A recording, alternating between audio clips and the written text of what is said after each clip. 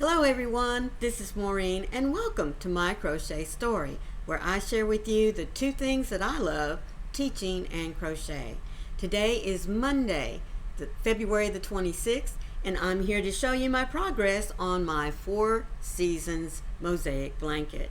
But before I get to that, let me say thank you so much to all of you that are stopping in to see my progress, to see what she's looking like, and listen to me chit-chat about her just a little bit. You know, I greatly appreciate your time. I also would appreciate if, after you leave me your little thumbprint, please leave me a comment just to let me know who it is that's stopping in to see what I've got going on. I'd love to see who it is that's peeking in on me. Now, if this is your first time here, welcome into you as well. Please do the same. Leave me your little thumbprint, and if nothing else, just say hi. I always like to know who it is that's watching my content. Now, I do hope that you'll stay and look at the mosaic blanket all the way to the end.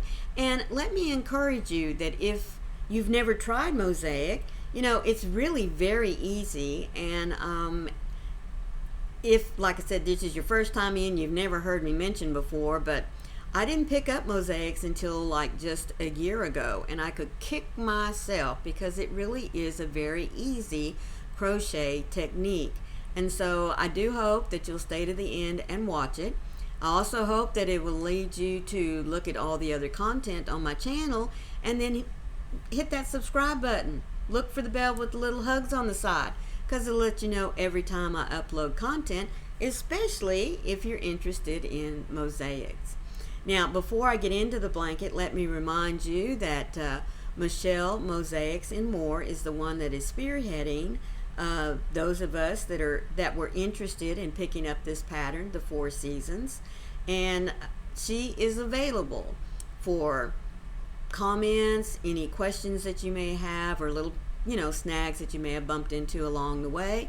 She comes on every Sunday afternoon right after Twisted Fiber Friends at 5 p.m. Eastern Standard Time. So be sure and go check her out if you're interested in mosaics. Now, let's see. I was really excited when I got finished with pattern 1, which I am finished with it. Yay. But in fact, I was so happy about being finished with it. I think I mentioned on my Sunday's chit chat that, yay, I'm finished with pattern 1, so I'm ready to move on to the fall season. Nope. And let me refresh you what the blanket looks like. There is the blanket. And remember, in mosaic, you always start at the bottom and you work up. Well, you're going to see here in just a few minutes that I got just about within 3 or 4 rows of the tip tops of the trees, which means I still have quite a few rows of winter to get through. So let me show you guys. You know, those of you that have been following me since I started the mosaic, seesawed back and forth because I flipped the color choices. You know, she has a white background with blue for the trees to represent, the coldness of the season. And I said, I want my trees to be covered in snow. So I just flip-flopped the colors. I love the color blue to represent cool or cold. But I wanted my snowflakes white, and I wanted my trees white. Well, I have to say now, folks, that I am really very, very happy in changing the color choices, because look at that. My trees and the little design there is just popping like crazy. You can see a little bit of the snowflakes right there between the trees. But as I mentioned, you can see that I've got just a few more rows here of my little fiber got my nose. A little bit more of my treetop here to go. So yes, I'm not quite out of the winter section yet, and as I said, there are still some snowflakes to work on here, as you can see. So I'm not quite out of the woods, so to speak, yet on winter, but I'm getting very, very close. And so I printed off my pattern 2, the written section. I could go by the chart, but it's just easier for me to keep up where my repeat patterns are if I do the written text part. And as you can see, there's another 42 rows here, folks.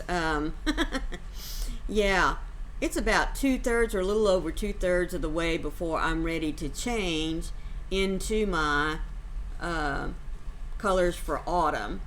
And what I have chosen for autumn is I'm going to change my white background to a linen color, so that there's a little bit of a transition color there from the blue. Well, it's going to be a lot, really, from the blue to the fall color section.